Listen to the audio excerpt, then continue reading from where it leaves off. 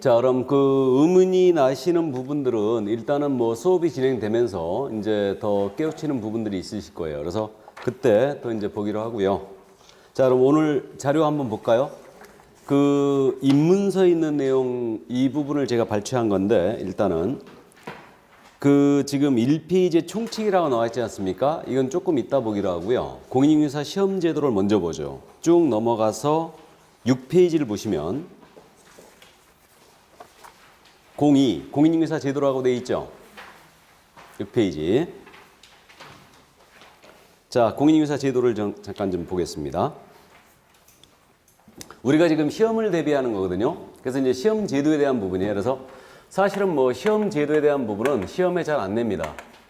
근데 시험에 대한 부분 자체는 잘 안 내는데 그 이거와 관련해서 자격이 연결돼 있어요. 우리 공인인증서의 자격이. 그렇기 때문에 이 자격에 대한 부분 이거와 연결되어 있기 때문에 기본적으로 시험은 우리가 알고 있어야 된다. 그럼 먼저 시험 시행 기관이라고 나와 있죠. 시험 시행 기관. 시험을 누가 시행하느냐. 바로 이 문제거든요. 지금 시험이 누가 시행을 하느냐. 이 문제인데 그 원칙적인 시험 시행 기관은 누구냐면요. 원칙이 시도지사예요.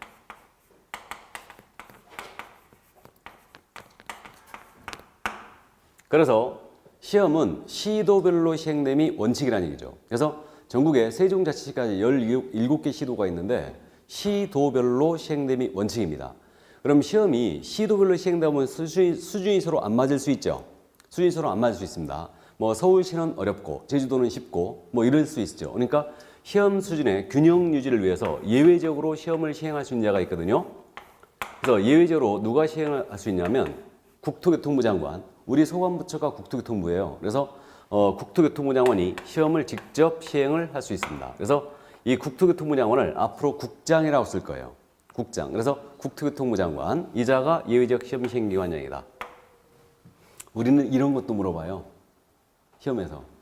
시험은 원칙적으로 국토교통부 장관이 시행한다. 틀렸죠? 예, 그러니까 우리 과목을 무시할 만해요. 너무너무 쉬우니까. 어쨌든 그래서 예외적 시험 시행이 국토부 장관이다. 그럼 시험이 지금 현재 우리가 28회를 대비하고 있죠. 28회. 어떻게 시행되냐면요. 그 1회에서부터 10회였죠. 11회. 정확하게. 11회 시험이 2000년 시험이었는데 1회에서부터 11회까지는 그때 당시에 건설교통부였죠. 건교부에서 직접 시험을 시행했어요. 여기서. 그 다음에 그 12회 때부터 15회 때까지였죠. 이때는 지금 현재 시행하고 있는 산업인력공단 있죠. 여기서 시행했어요. 산업인력공단에서. 그래가지고 15회 때 난이도 조정에 실패했죠. 그래서 이제 무리를 일으킨 바람에 요게 토지공사 쪽으로 넘어갔어요. 국토교통부 산하기관이 토지공사거든요. 한국토지특공사죠 지금. LH공사. 그래서 토지특공사로 15회 추가서부터 18회 때까지 이로 넘어갔어요. 그래서 토지공사 쪽으로 문제가 넘어가면서 시험이 넘어가면서 이때서부터 문제가 본격적으로 아주 정교해지기 시작했어요. 문제가. 그러니까 문제가 정교해졌다는 얘기는 우리가 예상했던 부분을 거의 벗어나진 않았습니다. 그러니까 그 이상한 문제들, 그 다음에 이런 것들 전부 다 지금 현재 토지공사 쪽으로 넘어가면서 문제가 아주 좋았어요. 이때. 그래서 이때가 이제 아주 좋았고요. 문제가 근데 쉬웠다는 얘기는 아닙니다. 그래서 우리가 공부했던 내용에서 전부 다 이제 출제가 됐어요. 출제 범위를 벗어나진 않았죠.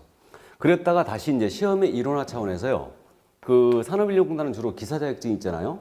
이걸 주관하고 있는데 그 전문 자격 시험 기관이에요. 산업인력공단. 그래서 19회 때부터 현재까지 산업인력공단으로 다시 넘어왔어요. 그래갖고 이제 요 시험이요. 난이도별로 따지게 되면 11회 때까지 있잖아요. 이때까지는 대충 학원에 나와갖고 한 6개월 정도. 이때 당시에는 온라인이 거의 없었죠. 그러니까 그 학원에 나와가지고 대충 한 6개월 정도 하면은요. 합격을 그냥 대충 했습니다. 합격을. 시험 문제가 11회 전권은 거의 쓸 게 없어요. 그냥 뭐 우리 중개사법 같은 경우는 거의 상식선에서 그냥 물어봤죠. 이게. 근데 이제 12회 산업인력공단으로 넘어가면서 문제가 조금 어려워지기 시작하면서 15회 때 아주 극에 달했죠. 이게. 그래서 이제 산업인력공단 여기서부터 이제 본격적으로 수험 인원이 늘어나기 시작했어요. 이때서부터. 그래갖고 20만 명을 넘겼죠. 계속. 이때서부터. 그래가지고 이제 결국은 이제 15회 때 물이 일으키고 15회 추가 때부터 이제 토지공사 쪽으로 넘어가면서 가장 오프라인 학원이 어려웠던 시기가 저 시기였어요. 그래서 15회 때 한번 물이 일으키는 바람에 학원들이 그냥 많이 힘들어했죠. 이때서부터. 그랬다가 이제 19회 때부터 다시 산업인력공단 넘어왔는데 이때 다시 또 이제 걱정했죠. 산업인력공단이 옛날처럼 문제를 아주 이상하게 또 내지 않을까 이런 이제 걱정을 했었는데 다행히 산업인력공단도 이제 토지공사에서 이제 선례를 남겨놨기 때문에 문제가 그나마 이제 많이 좋아졌죠. 그러니까 그 우리가 지금 현재 전체 토탈 문제가 지금 200문제 아닙니까? 200문제인데 1, 2차 합쳐서 약 10% 정도가 오류였어요. 산업인력공단에서 할 때. 15회 때까지. 그러니까 국가가 시행하는 시험 중에서 가장 오류가 많았던 시험이 바로 우리 시험이었어요. 근데 요즘은요, 오류가 거의 없어요. 오류라는 건 뭐냐면요, 복수응답 또는 정답이 없음, 문제를 잘못 낸 거죠. 이런 부분들이 거의 없습니다. 왜 없냐면요, 지금 그 문제를 지금 이제 우리가 27회를 봤는데 토지공사 때부터 그랬어요. 여기서부터 15회 추가 때부터 위탁 시행을 토지공사 하면서 시험을 테스트를 먼저 했죠. 테스트를. 그러니까 테스트가 뭐냐면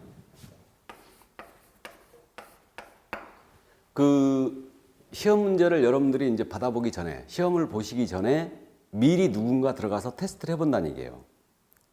이 문제가 잘못됐나? 난이도는 어떤가? 이걸 테스트 해봐요. 그럼 테스트 차출이 된다는 얘기죠, 지금. 테스트할 인원들이 차출이 되는데 그럼 차출로 가장 적당한 사람이 누굴 것 같아요?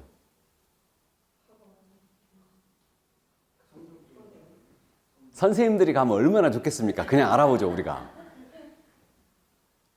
누가 할 것 같아요? 전년도 합격생들. 전년도 합격생 중에 고득점자들. 이게. 그래서 그 토지공사 쪽에서는 테스트할 때는요, 연령대별로 차출했어요. 20대, 30대, 40대, 50대 이렇게 연령대별로 차출해갖고 약 한 30명 정도를 차출했거든요. 30명 정도를 차출해가지고 그 부산의 모 호텔에 모여가지고 거기서 합숙을 하는 거예요. 8박 9일 동안. 이걸 지금도 하고 있어요. 지금도. 그래서 제가 올해 지금 나갔던 학원들에 두 학원에서 차출이 됐다. 그러니까 산업인력공단에서 이제 문자로 찍거든요. 이거 테스트 혹시 응할 수 있느냐. 문자로 찍어요. 이걸 갖다가 철저히 보안을 유지해달라. 그런 얘기를 하거든요. 그러니까 문자 찍으면서 내가 차출됐다는 사실 자체도 얘기하지 말아라. 다른 사람한테. 그러는데 다 얘기하죠. 그래갖고 나 차출됐어요. 들어갑니다. 그러면서 연락하면서 가는데 그럼 가서 중개법 무조건 어렵다 해라. 그래갖고 가서 시험을 봐요. 그러니까 먼저 시험을 보고 잘못된 문제 추려내고요. 그 다음에 그 시험을 여러분들이 볼 것만 딱 보는 게 아니에요. 그러니까 그 지금 현재 우리 문제가 어떻게 출제되고 있냐면요. 문제은행식으로 나가요. 문제은행식. 그러니까 문제은행식이라는 얘기는 무슨 얘기냐면 그 지금 우리가 공인인증사법이잖아요. 공인인증사법 출제위원이 약 한 5명? 이 정도가 위촉이 돼요. 그러니까 위촉이 되는데 그럼 이분들이 모두 40문제를 내는 건 아니에요. 그러니까 이제 A 교수한테는 주로 이제 부동산학과 교수들이 이제 출제 들어가는데 그 A 교수는 뭐 40문제 위촉을 하고 B 교수는 뭐 20문제. 그러니까 40문제 전부 다 내는 게 아니니까 토탈 문제를 한 300 과목별로 한 300문제 정도를 모아요. 그러니까 교수들한테 위촉을 해갖고 300문제 정도를 딱 모아가지고 이 중에 이제 40문제씩 출연하는 거예요, 다. 그러니까 다른 교수가 또 들어가요. 그러니까 이제 출제자가 5명이 출제를 했다. 그러면 이제 그 문제가 나올 거 아닙니까? 나오면은 여기서 다른 출제위원이 또 들어가요. 또 들어가고 다른 사람이 들어가고 출제 안 했던 사람, 물론 출제했던 사람도 들어갈 수 있는데 그 사람이 들어가고 문제를 40문제를 추려내는 거예요. 그 중에서, 이 중에서. 이게 왜 그러냐면 문제를 냈던 출제 교수가 유출을 했잖아요. 그럼 시험 문제를 유출해버리면 이게 전체가 이분이 낸 문제가 우리 문제로 나올 수는 없잖아요. 그러니까 시험의 신뢰도 때문에 유출을 시키더라도 전부가 유출이 안 되게 이런 식으로 하는 거예요. 그러니까 다른 분이 들어가서 이제 또 이걸 출연해줘. 40문제를 출연해갖고 이 문제를 가지고 이제 여기서 테스트를 하는 거예요. 차출해가지고. 그래갖고 이제 한 30명 정도가 시험을 계속 보는 겁니다. 그러니까 저 문제 봐갖고 이제 30명이 전부 다 틀렸다. 그럼 난이도 상. 이런 식으로 분류해요. 그러니까 분류해가지고 난이도 중에 실패란 있을 수가 없으니까. 그러니까 요즘은 시험이 워낙 정교합니다. 그러니까 이의신청이라는 걸 들어가는데 지금 이의신청 기간이라고 그랬죠. 시험 보고 났으니까. 그러니까 최종 이제 정답은 이제 이번 달 11월 30일 날 합격자 발표하는데 합격자 발표하면서 최종 정답을 같이 발표해요. 그러니까 정확하게 우리가 시험을 보고 나서 한 달 뒤에 합격자 발표합니다. 그러면 그때 최종적인 정답이 나오는데 이의신청 받아들일 거 받아들이고 그다음에 안 받을 거 안 받아고 그러니까 하는데 이러면 이제 행정소송 가요. 그러니까 이의신청했는데 안 받아줬다. 그럼 이거 정답 맞다라고 소송을 들어갑니다. 근데 거의 요즘은 이의신청 자체를 안 받아줘요. 그러니까 문제가 그 정도 오류가 없다는 얘기입니다. 그러니까 이들이 들어가서 이제 모두 테스트를 하기 때문에 이렇게 지금 문제가 거의 정교해요. 그러니까 보면 저도 문제를 이렇게 이제 보면요 거의 감탄스러울 정도예요. 이의 신청을 아예 못하게 확실하게 문제를 내버립니다. 이거를. 그래서 어쨌든 뭐 요즘은 현재 이렇게 되기 때문에 그나마 참 좋아졌어요. 좋아진 겁니다. 그래서 어쨌든 저런 식으로 현재는 지금 문제가 나가고 있으니까 문제 은행식으로. 전에는 예전에는 문제 유출 문제가 상당히 심각했죠. 지금 그 우리 시험은 아니지만 대구의 모 학원에서 빌딩 관리사 그런 제작진이 있다고 그러는데 뉴스 보셨죠? 문제 유출된 거예요, 이거는. 그래갖고 유출돼 가지고 거기 뭐 90% 이상이 합격했다고? 시험 문제 유출하면 이거는 위기에 의한 공무집행방해죄예요. 5년 이상의 징역입니다, 이거는. 엄청 커요. 그래서 어쨌든 요즘은 우리 공인중개사 시험에서 이런 문제가 있을 수가 없어요. 문제 유출 문제가. 그러니까 출제자가 누가 들어갔는지도 몰라요.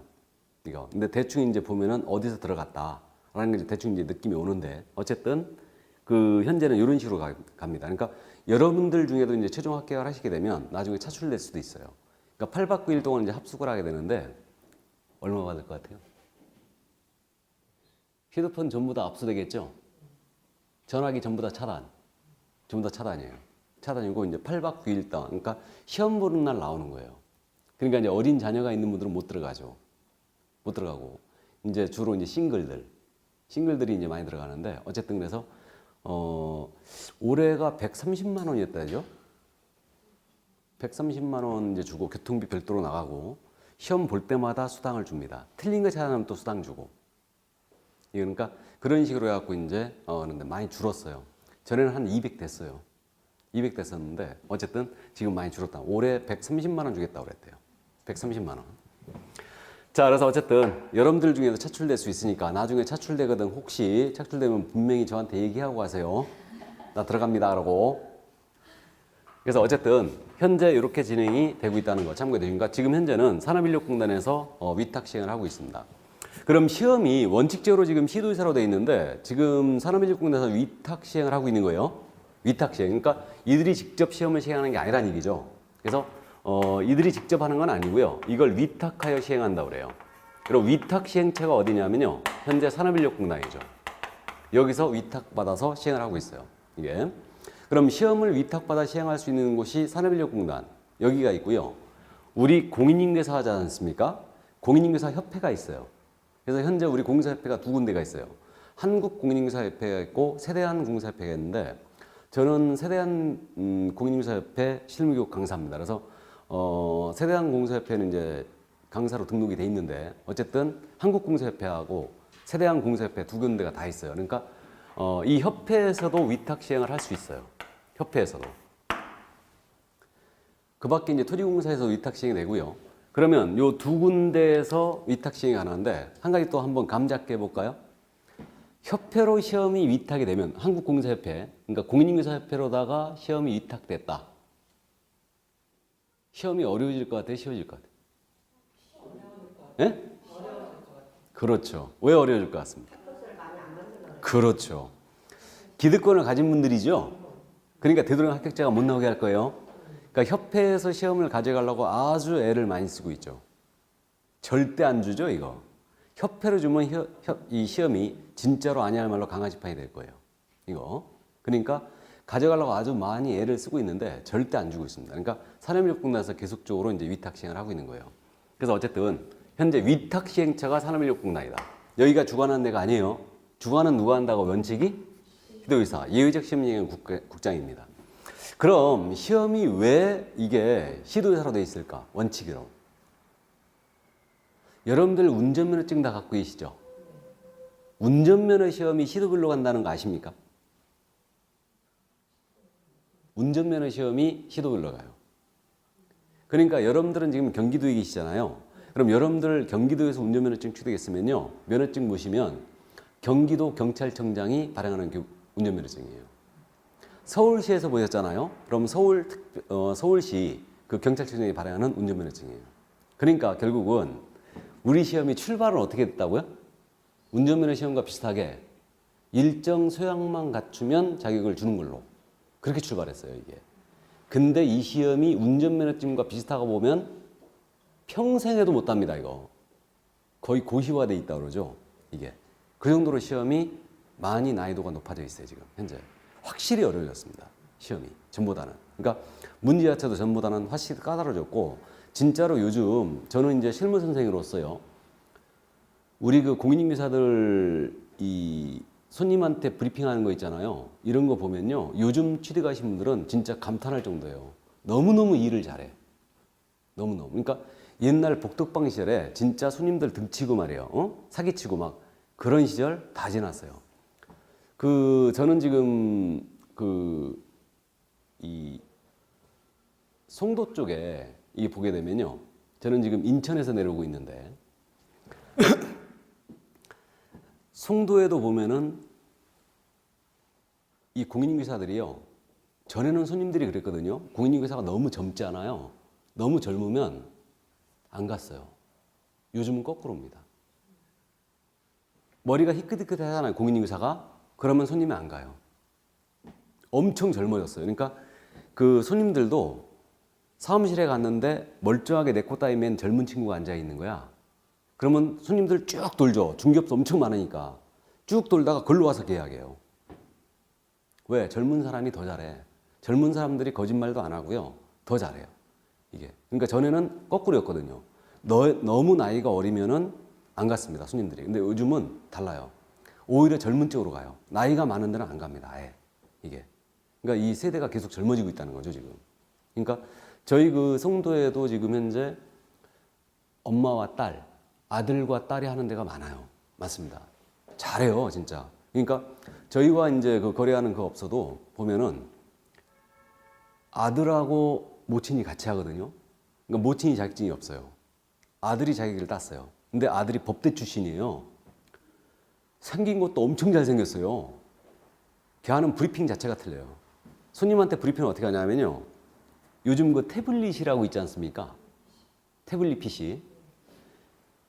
휴대폰 가게에서 하듯이 태블릿 PC에다가 사진 다 저장해갖고 그걸로 딱 보여주면서 해버려요, 브리핑을. 그러니까 손님이 쭉 돌다가 글로 와서 다시 해요, 계약을.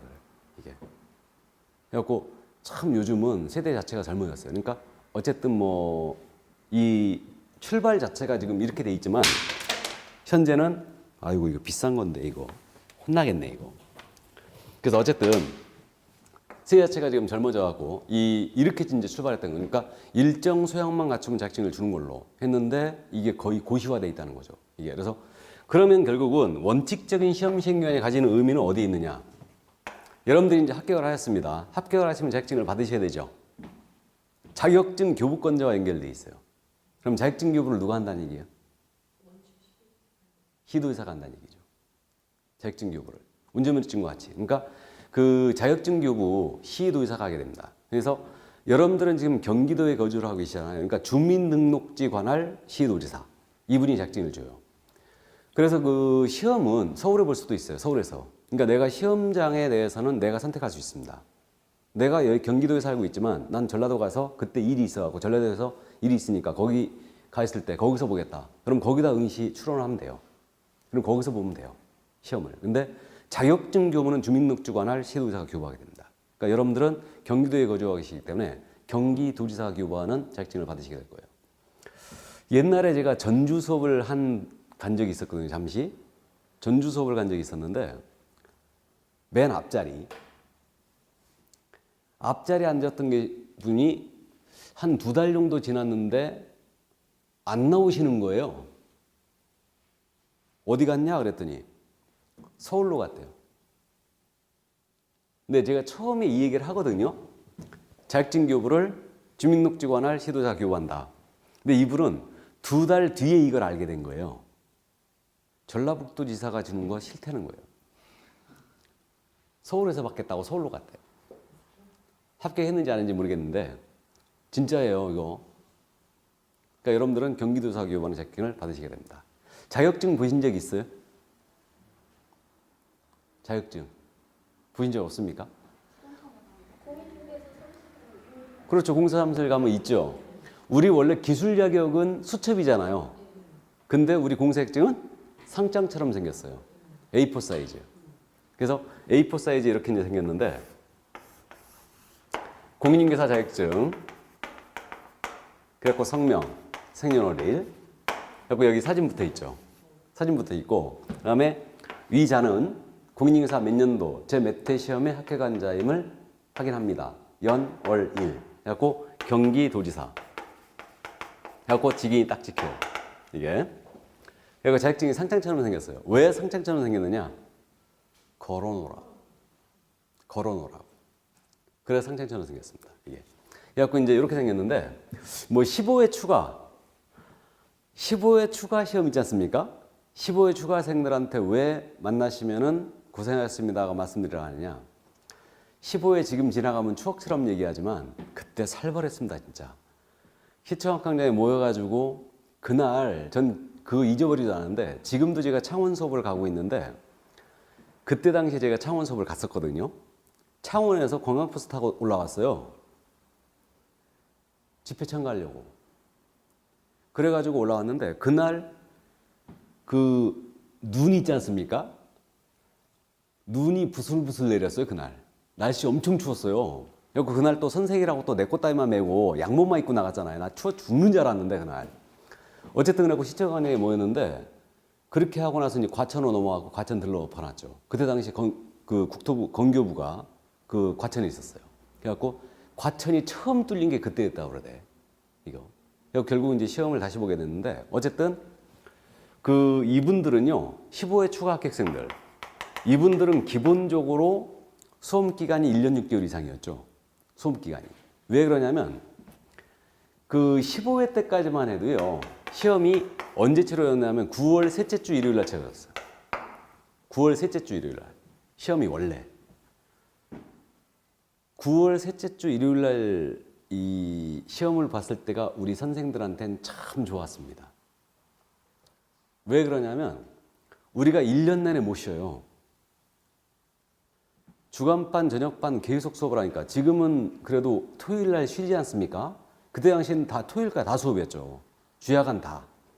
토요일도 주야간, 야간까지 다 했어요. 별도로. 그러니까 결국은 1년 내내 쉬질 못하는 거예요. 쉬질 못하니까 결국은 9월 셋째 주 일요일 날 시험을 보고 10월 달 온이 쉬죠.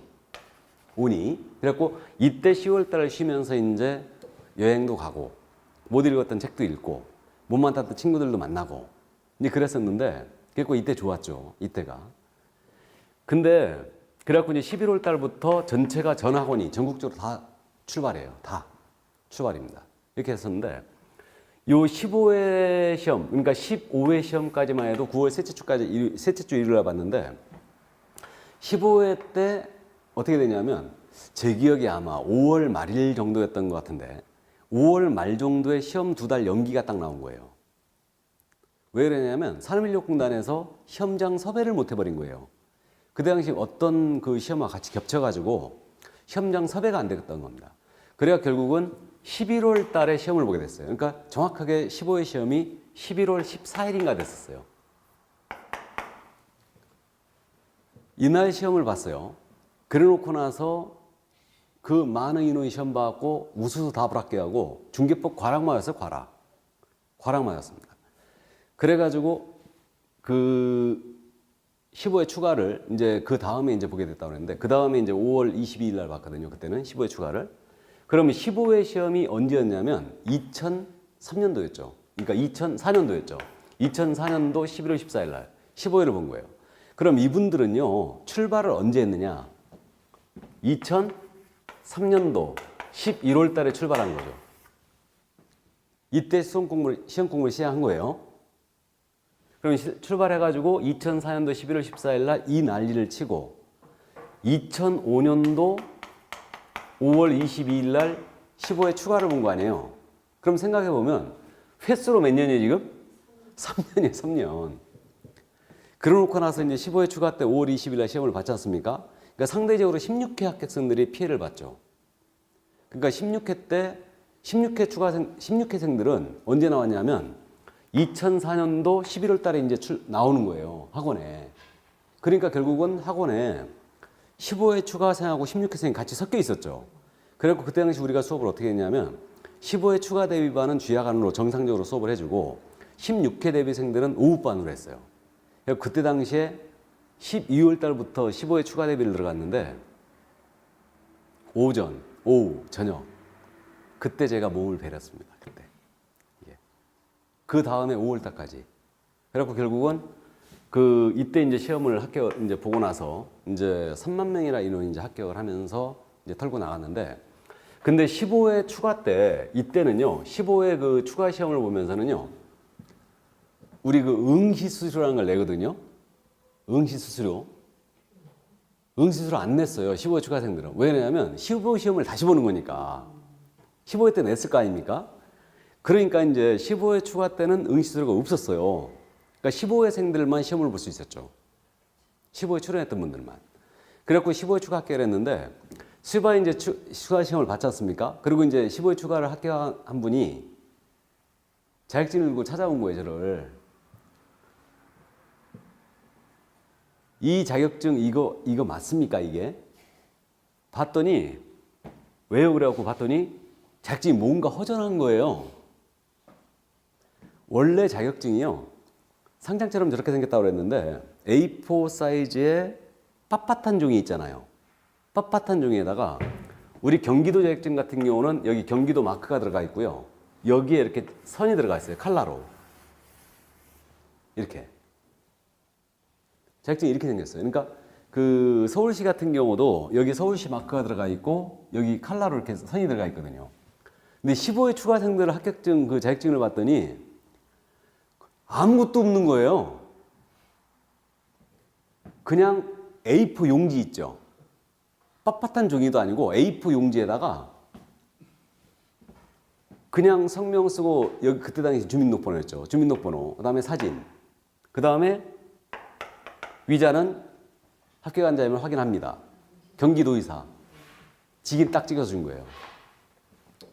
이게 없었다는 얘기죠. 진짜 뽀다고 안 나죠. 그래갖고 이제 그러는 거예요. 이 한 장 받으려고 우리가 이 고생을 했나. 이거 횟수로 3년 동안. 그래갖고 제가 그랬습니다. 집에 가갖고 스캐너로 이거 읽어라. 스캐너로 읽어갖고 여기다 봉황으로 둘러라. 그래갖고 걸어놔라. 그랬죠, 이게. 그래서 15회 추가생들은 저게 없었어요. 왜 그랬냐면 예산이 없어가지고.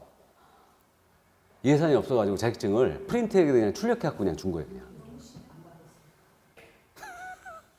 의지수료가 없어가지고, 이게. 그러니까 어쨌든 15회 추가생들 보시거든 고생했다고 한번 말씀하시기 바랍니다. 근데 15회 추가 합격생들이 15회 본시험 합격했다고 계속 그러고 다니죠.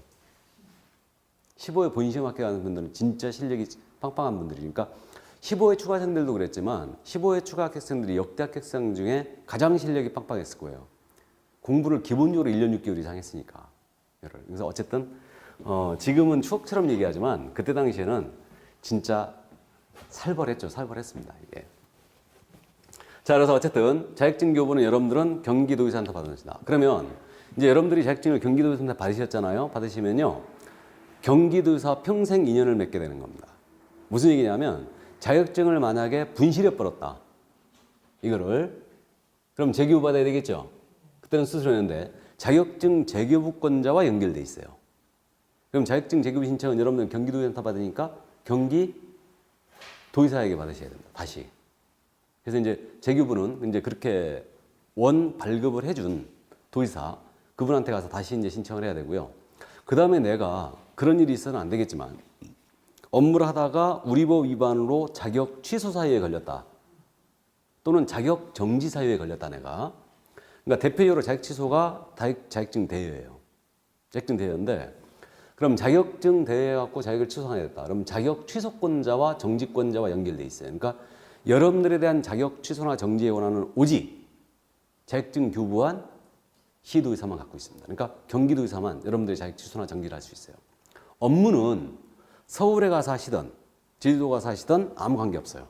어디서든 할 수 있는데 내가 우리 법 위반 후 자격에 대한 부분을 취소한다, 정지한다. 이때는 반드시 교부한 자만이 그 권한이 있다는 거 일단 기억을 해두시고요. 이거 그래서 그 정도. 자, 그럼 시험 시행 기관은 바로 그 정도 이해만 해두시고요. 그다음에 이제 그 공인인증사 정책심의위원회가 나오죠. 올해 요 내용을 물어봤는데 이 공인인증사 정책심의위원회라고 현재 국토부에 설치가 돼 있거든요. 공인인증사 시험 제도에 대한 전반적인 사항을 여기서 결정합니다. 그래서 공사정책심의위원회가 있다는 거 이 정도만 참고하시고요. 이거는 그래서 여기서 대한 이제 시험에 대한 전반적인 여기서 결정합니다. 넘어가죠. 자, 이제 7페이지로 넘어왔어요. 7페이지에 응시 결격자란 말 나와 있죠. 응시 결격. 여기 응시 결격이라는 얘기는 결격. 이건 자격이 안 된다는 뜻이거든요. 그러면 시험을 못 보는 자가 누구냐? 이 문제예요, 지금. 그럼 시험을 볼 수 없는 자, 이 문제인데 정확하게 시험을 못 보는 자는 두 명이 있습니다. 하나는 공인중개사 자격 취소당했어요. 자격 취소를 당하면 3년간 응시 자체를 못합니다. 3년간. 자격 취소는 대표적으로 자격증 대여가 있다고 그랬죠. 그래서 이렇게 자격 취소를 당한 자는 3년간 응시 자체를 못하고요. 다음에 시험 보면서 컨닝하다 걸렸죠. 또는 대리 시험 보다 걸렸다. 그럼 이걸 시험 부정행위자라고 해요. 시험 부정행위자. 그럼 시험 부정행위자에서는 몇 년간 응시 자격을 정지하느냐? 이 자는 5년이에요. 시험 부정행위자는 무려 5년 동안 시험을 못 봅니다. 그러면 응시 결격에 걸리는 자는 딱 두 명이 바로 이들이에요. 자격 취소받고 3년 경과하지 아니한 자와 시험 부정행위자로서 5년이 경과되지 아니한 자. 이들은 시험을 못 본다.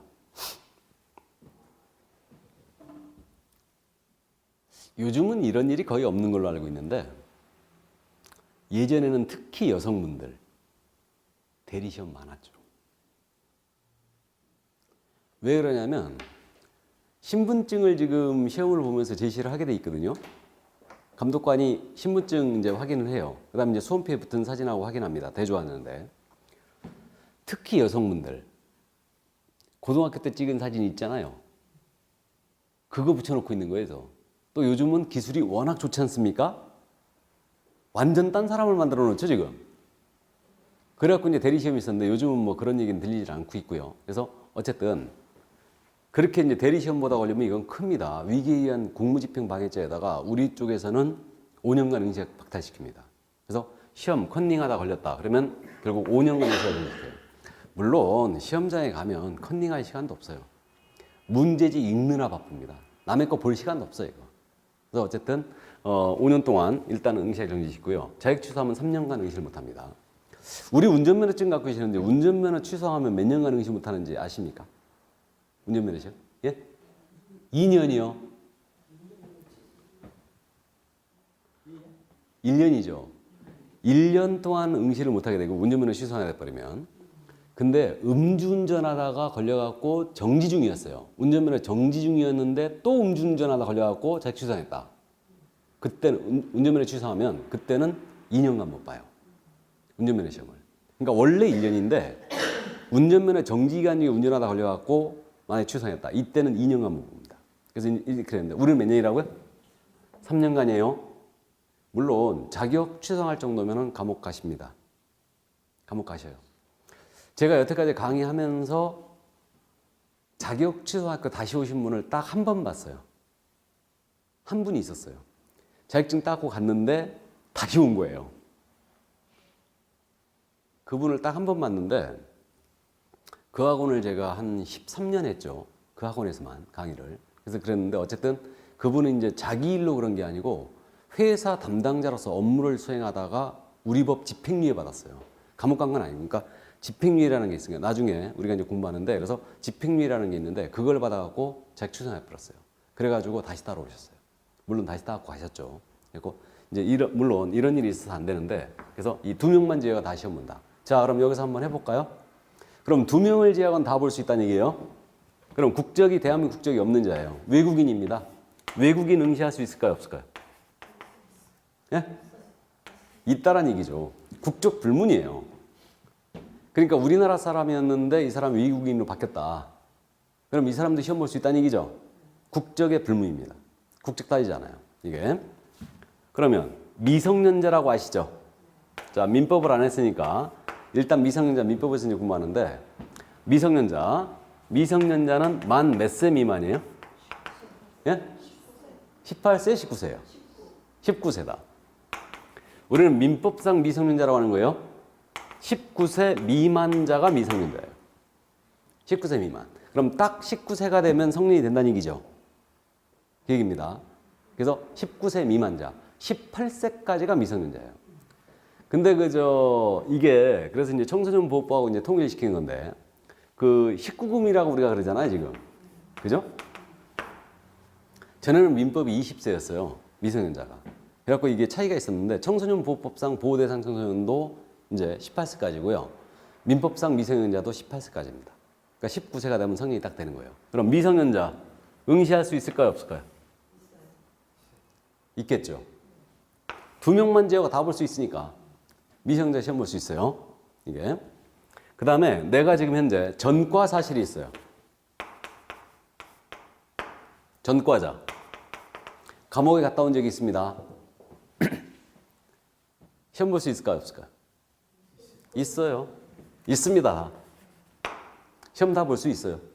다 볼 수 있습니다. 그래서 어쨌든 이 2명을 제외하고는 전부 다 시험 볼 수 있다. 그러니까 우리는 이 자격증이 저 둘을 제외하고는 능력이다 하면 다 볼 수 있다. 바로 이 얘기예요. 그 얘기입니다. 그래서 전과가 있더라도 미성년 사실이 있다. 미성년자라 하더라도 시험 볼 수 있습니다. 성별, 연령, 학력, 국적 다 불문입니다. 이거.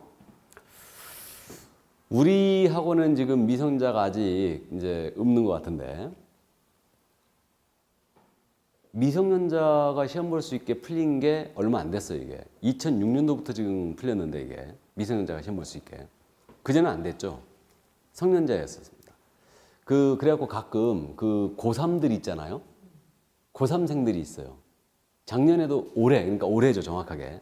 올해도 고3생이 있었습니다. 제 수험생 중에. 나중에 안 나와서 합격했는지 안 했는지 모르겠는데 어쨌든 여학생이었어요. 나는 아가씨인 줄 알았거든. 사복 입고 계속 나와가지고. 근데 나중에 그때 한번 교복 입고 나온 거예요.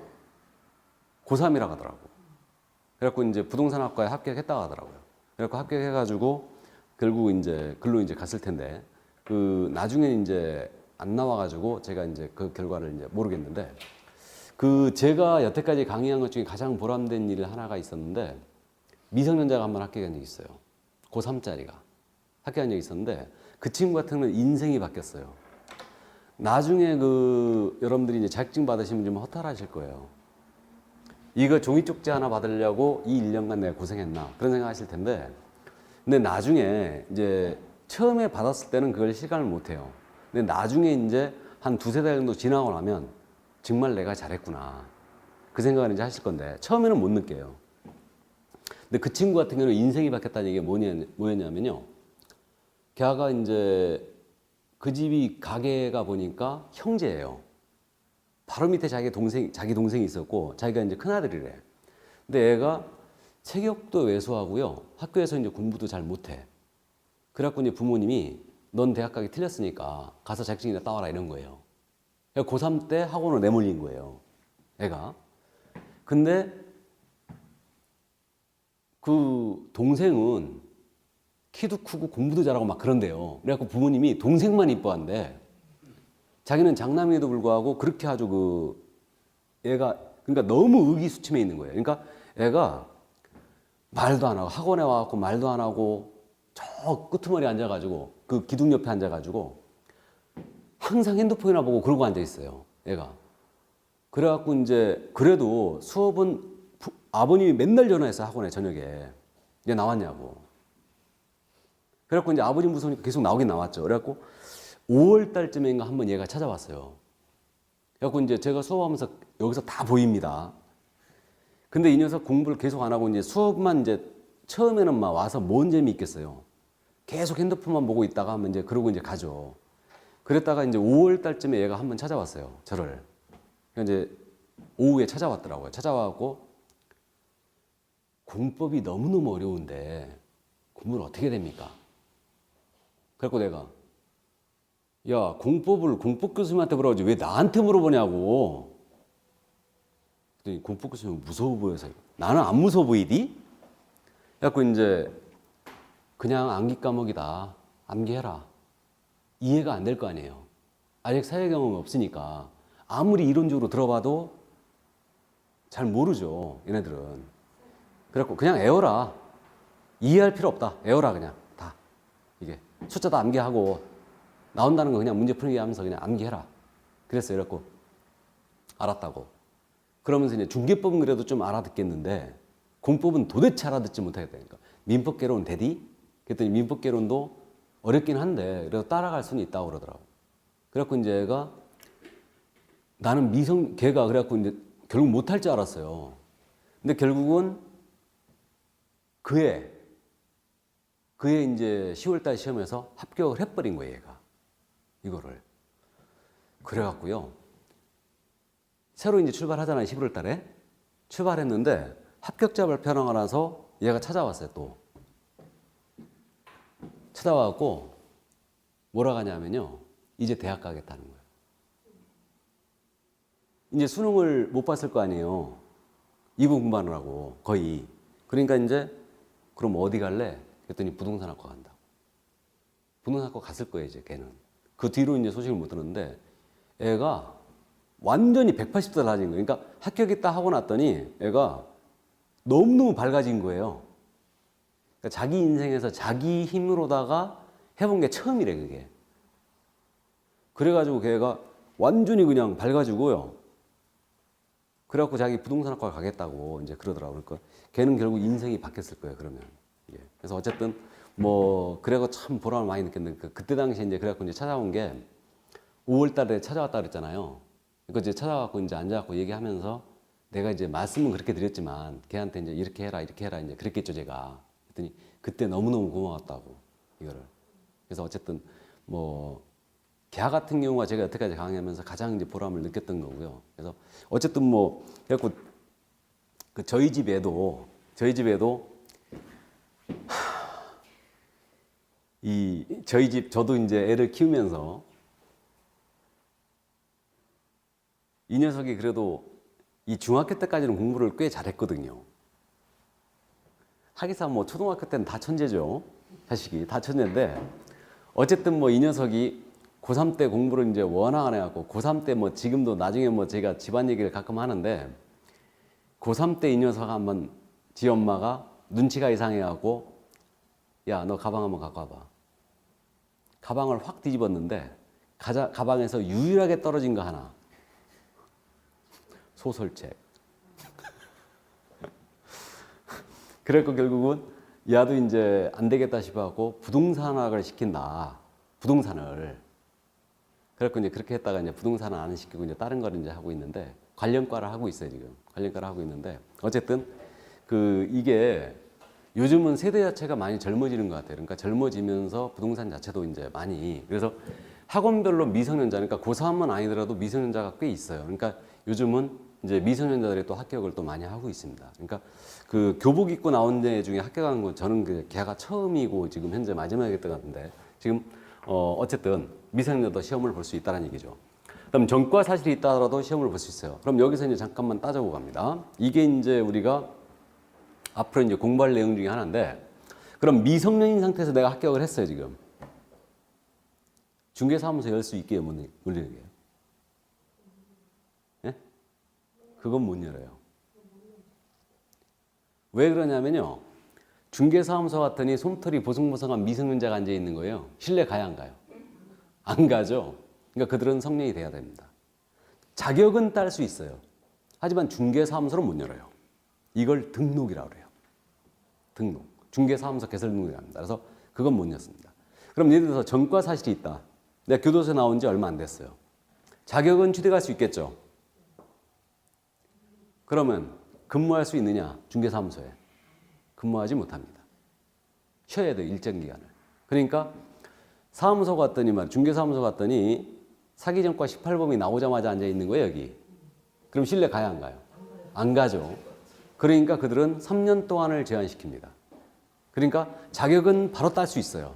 감옥에서 나와서. 근데 중개사무소에 근무는 안 됩니다. 3년 지나야 돼요. 이걸 결격이라고 그래요. 그래서 이제 어쨌든 나중에 이제 공부하는데 어쨌든 참고해 두세요. 그러니까 두 사람만 시험을 못 본다. 이 정도만 기억을 해주세요. 자격취소 먹고 3년 경과되지 않은 자와 시험 부정행위자로서 5년 경과되지 않은 자는 시험을 본다. 나머지는 다 볼 수 있다. 이 정도 참고해 두시고. 그 다음에 이제 응시 결격에 대한 내용을 봤고요. 그 시험 시기란 말이 나와 있죠. 시험의 시기. 그럼 시험 시기인데 시험의 시기는 매년 1회 이상 시행한다 이렇게 돼 있어요. 매년 1회 이상을 시행한다. 돌아가신 노무현 대통령 있잖아요. 그분은 후보 시절에 공인중개사 시험을 1년에 2번 치르겠다고 공약으로 걸었어요. 진짜 빌공짜였습니다. 그거. 무슨 자격시험을 뭐 1년에 2번이나 치러. 이거는 거의 못합니다. 그러니까 어쨌든 그래서 매년 1회 이상 시행한다. 그럼 시험이 지금 현재 1회 이상 시행하는 걸로 됐거든요. 매년. 우리가 1회 시험이 언제였냐면 1985년도였어요. 1회 시험이. 공인중개사 1회 시험이. 1회 시험 때 제가 1학년이었습니다. 1학년.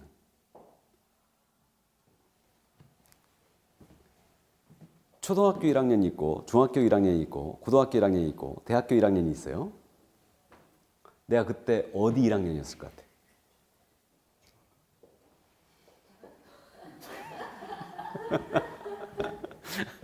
어쨌든 나중에 알고 싶으면 찾아와요.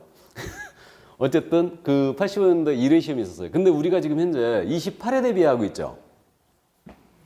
28회가 지금 현재 그러면 2017년도 아닙니까? 얼른 계산해도 32년이죠 지금. 그죠? 그러면 시험이 매년 있었던 거 아니네요. 그죠? 매년 있었던 게 아니에요. 이게. 그래서 시험을 2년에 한 번 치른 적이 있어요. 2년에 한 번 치른 적 있고요. 지금 현재 절대평가죠. 상대평가라는 적이 있었죠. 그래서 그 지금 현재 이 건교부에 시행할 때 7, 8, 9에 있죠. 95, 97, 99 이건데 그래서 7, 8, 9에는 2년에 한 번 치렀습니다. 2년에 한 번 치르고 그때는 상대평가였어요. 상대평가였습니다. 그때는. 그래서 그게 1999년도 이후 그때서부터 이제 매년 시험을 치르게 됐는데 이게 그래서 본격적으로 그러니까 10회 시험, 10회 시험서부터 매년 시험을 치르게 된 거예요. 이거. 그래서 그전에 2년에 한 번 치른 적이 있었죠. 그러니까 현재는 시험은 매년 1회 이상 시행한다. 다만 부득이한 사유가 있을 때는 공인중개사 정책시민의 의결을 거쳐서 당연연도 시험을 치르지 않을 수 있어요. 그러니까 일단은 매년 시험 치른다. 그렇게 이해만 해두시고요. 다음에 이제 시험의 방법에 대한 부분이 있는데 시험의 방법은 1차와 2차로 구분되어 있다고 그랬죠. 이렇게. 그래서 이제 1차, 2차로 구분되어 있는데요. 요 1차 시험은요. 1차 시험 선택형을 원칙으로 하고요. 주관식, 단답형 또는 기입형을 가미할 수 있다. 이렇게 돼 있어요. 1차 시험은. 그 다음에 1차, 2차를 지금 같은 날에 보고 있는데 1차, 2차를 구분 시행한다. 그러니까 구분 시행한다는 게 무슨 얘기냐면요. 1차 시험을 보고 1차 합격자를 대상으로 2차 시험을 시행한다. 이게 구분 시행이에요. 그러면 1차 합격자를 대상으로 2차 시험을 치르잖아요. 다른 날을 본다. 1, 2차를. 그럼 이때는 2차 시험은요. 논문형을 원칙으로 하고 주관식, 단답형, 기입형을 가미할 수 있다. 이렇게 돼 있어요.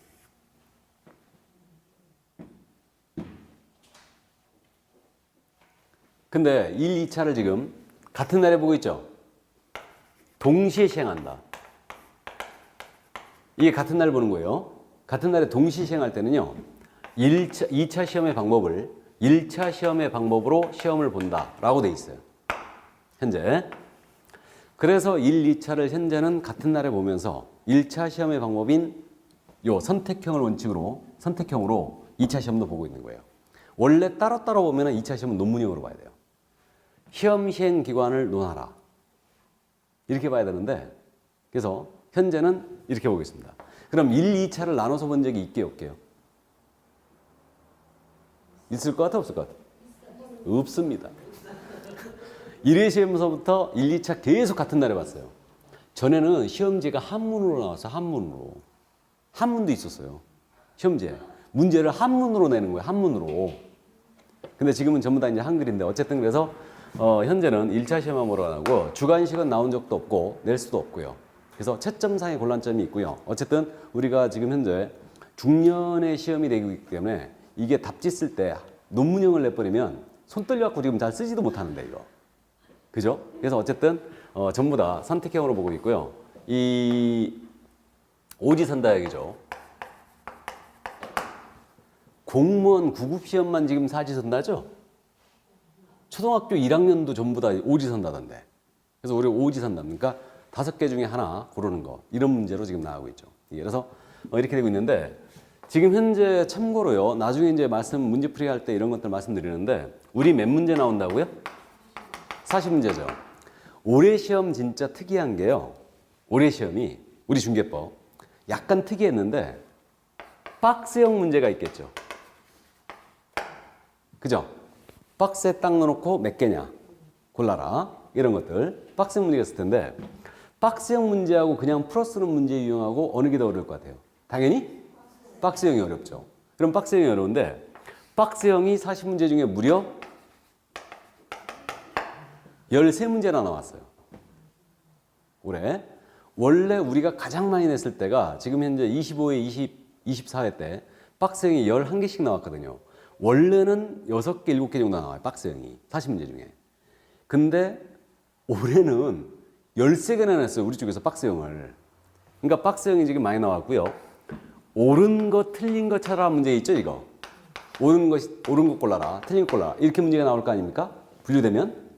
옳은 것 유형. 옳은 게 어려울 것 같아요? 틀린 거 찾는 게 어려울 것 같아요? 당연히 옳은 거 찾기가 어렵죠. 5개 중에서 옳은 거 하나 골라라.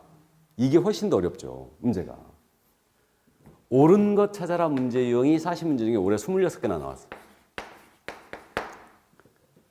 원래 옳은 것 찾아라가 한 15개 정도 나오거든요, 원래. 근데 최근 우리 과목이요. 이렇게 됐던 거예요, 지금. 그러니까 상대적으로 문제가 어렵게 느껴졌죠. 어렵게. 하지만 뭐 득점하는데 문제가 없었는데 어쨌든 그래서 지금 현재 문제 유형이 이렇게 나가고 있습니다. 그래서 5개 중에 하나 고르는 걸로. 이게. 그래서 오지선다형이라고 그래요.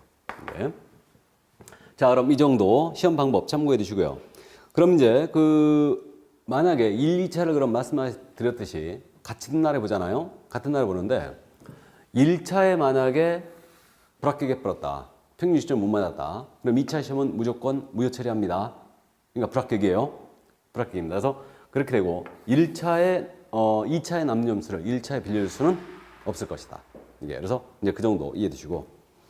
자, 그럼 그 정도 참고해 두시고요. 그다음에 시험의 일부 면제란 말 나와 있는데 말씀드렸듯이 1차 시험에 합격을 했잖아요. 합격을 하시게 되면 다음 회 시험에 하나요. 1차 시험을 면제합니다. 1차에 합격을 하시게 되면 다음 회 시험에나 1차 시험을 면제해줘요. 이 얘기인데 그럼 예를 들어서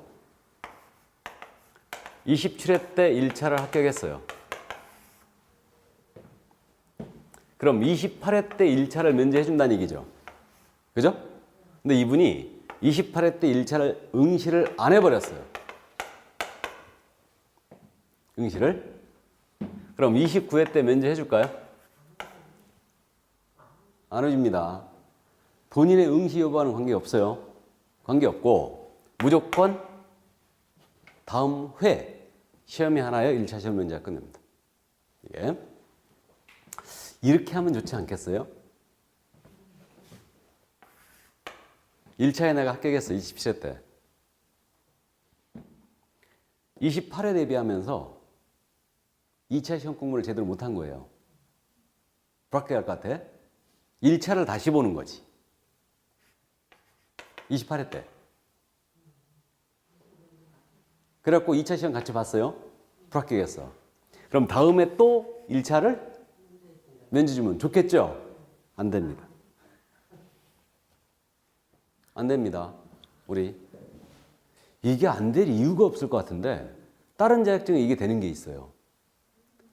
1차를 계속 보는 거예요, 그냥. 그래갖고 계속 연결시키는 거예요, 다음에. 이게 되는 자격증이 있는데 우리는 안 돼요. 우리는 인터넷 접수만 하거든요. 8월 중순에 인터넷 접수하는데 인터넷 접수하는데 내가 1차를 보겠다. 1차 합격했는데 그러면 거기서 받아줘요. 1차 면제를 포기하는 거예요, 그거는. 그리고 거기서 1차를 불합격해버렸다. 그러면 탈락이에요, 그냥. 2차 이거 득점했더라도 합격 중에서 득점했더라도 탈락입니다. 우리 안 받아줘요, 이거. 뭔 말인지 이해되시죠? 그러니까 인터넷 접수하는데 학원에서 물론 대행하는데 접수할 때 1차 합격생들은 1차 합격생입니다. 딱 떠요. 근데 이걸 포기하고 내가 1차 합격생을 포기하고 다시 1차를 보겠다. 그럼 그때는 우리는 안 됩니다, 이거. 그러니까 1차를 볼 수는 있는데 그때는 1차 면제한 것을 포기하는 거예요. 무슨 뜻인지 아시죠? 그러니까 이제 새로 보는 거예요, 그는. 이게 그렇게 됩니다. 물론 올해도 지금 우리 학원 중에 한 분이 1차 합격생인지 몰랐다는 얘기죠. 원서 접수할 때 알았다는 거지. 그런 분들도 있어요. 그래서 어쨌든 당연히 1차를 어렵게 봤으니까 불합격했겠지 하고 합격자 발표할 때 아예 열어보지도 않은 거예요. 개별 통지 안 하니까 자기가 열어봐야 되거든요. 큐넷에 들어가서 산업인력공단 큐넷이거든요. 큐넷에 들어가서 이제 확인해봐야 되는데 안 해본 거죠. 그리고 8월 중순에 원서 접수하는데 8월 중순에 접수하러 딱 들어갔는데 1차 합격생입니다 떠버린 거예요. 근데 문제는 이때까지 1차만 해왔다는 거지. 이분은 불합격이에요, 결국. 불합격입니다. 탈락이에요. 그러니까 확인 안 해본 거죠, 뭐. 어쨌든. 자, 그러면 여기까지 하고요. 또 잠시 쉬었다 할까요? 예, 잠시 쉬었다 하도록 하겠습니다.